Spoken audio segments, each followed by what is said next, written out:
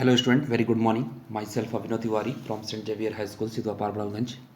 And today I am going to start class 8 science first chapter, which is crop production and management. तो student इस chapter में हमें सबसे पहले crop production और मैनेजमेंट के बारे में डिस्कस करेंगे और इस चैप्टर में आपको क्या क्या पढ़ना है उसके बारे में सबसे पहले जान लेते हैं. You will learn about food from plant and also agriculture practices, increasing crop yield and last में हम food from animals पढ़ेंगे. तो सबसे पहले इस चैप्टर का इंट्रोडक्शन की बात कर लें. तो food is essential for our survival. जीवन को जीने के लिए हमें क्या ज़रूरी है? फूड ज़रूरी है.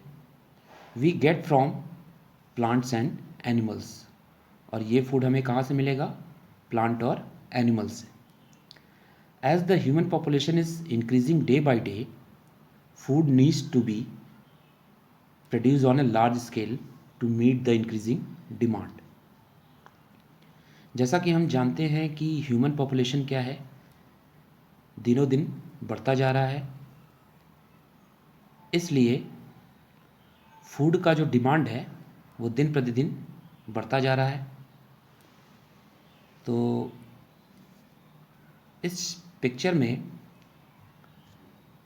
आप देख रहे हैं यहाँ पे एक फार्मर है जो क्या कर रहा है? प्लॉगिंग कर रहा है, खेत की जुताई कर रहा है. इससे रिलेटेड कुछ क्वेश्चंस हैं वो हम जानेंगे. पहला क्वेश्चन है, what is the farmer doing in the field? Farmer field में क्या कर रहा है? तो ऑप्शन यहाँ दिए हुए हैं. प्लॉगिंग कर रहा है, इसका सही आंसर प्लॉगिंग होगा. खेत जोत रहा है. How would this help the soil? दूसरा क्वेश्चन है कि सॉइल इसमें किस प्रकार से मदद करेगा? तो यहाँ 4 ऑप्शन दिए हुए हैं. इसका सही आंसर होगा इंक्रीज एरिएशन. ठीक है.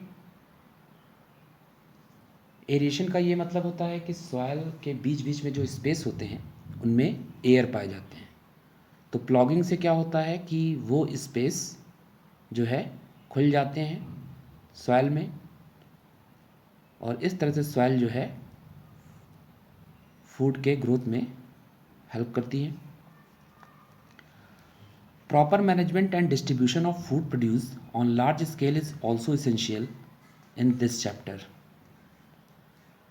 अगर हमें लार्ज स्केल पर फूड प्रोड्यूस करना है तो हमें उसके लिए प्रॉपर मैनेजमेंट और डिस्ट्रीब्यूशन जो है उसका करना ज़रूरी है. इस चैप्टर में हम लोग मेनली प्रोडक्शन और मैनेजमेंट ऑफ फूड से रिलेटेड डिस्कस करेंगे. बढ़ते हैं नेक्स्ट पेज पे.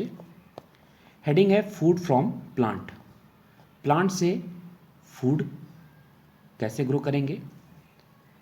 तो growing plants and rearing animals for food, clothing and other useful product is called agricultures.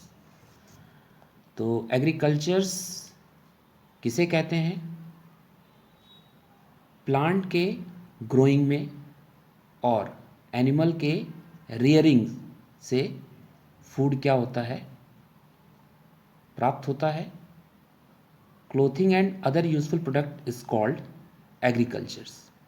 इसके अलावा क्लोथिंग और भी कई यूजफुल प्रोडक्ट्स को साथ लेकर हम एग्रीकल्चर्स में पढ़ेंगे. Plants of the same kind grown on a large scale for food, clothing etcetera are called crops. अगर एक ही प्रकार का प्लांट को हमें लार्ज स्केल पर ग्रो करना है, किसके लिए? फूड के लिए, तो वह क्या कहलाएगा? क्रॉप्स कहलाएगा. For example, several plants of मेज grown in a large field form a crop of मेज. कई प्लांट आपने मेज के देखे होंगे. जो कि लार्ज फील्ड में एक साथ उगाए जाते हैं। इसी तरह से example of food crops are cereals. Food crops का सबसे अच्छा एग्जाम्पल सीरियल्स है, मतलब जो फसलें हैं, स्पेशली राइस, वीट एंड मेज़। पर्ल्स की बात करें तो जिनमें हम उड़द, अरहर और मूंग, बीन्स की बात करेंगे। फ्रूट में अगर बात करें तो mango, apples and banana. And vegetables example spinach, potato and onion की बात करेंगे। इन सब का जो ग्रोइंग एरिया है वो लार्ज फील्ड में होता है और यहाँ पे ज़्यादा से ज़्यादा प्रोडक्शन होता है। Based on the growing season, the crop grown in India can be classified as kharif and rabi.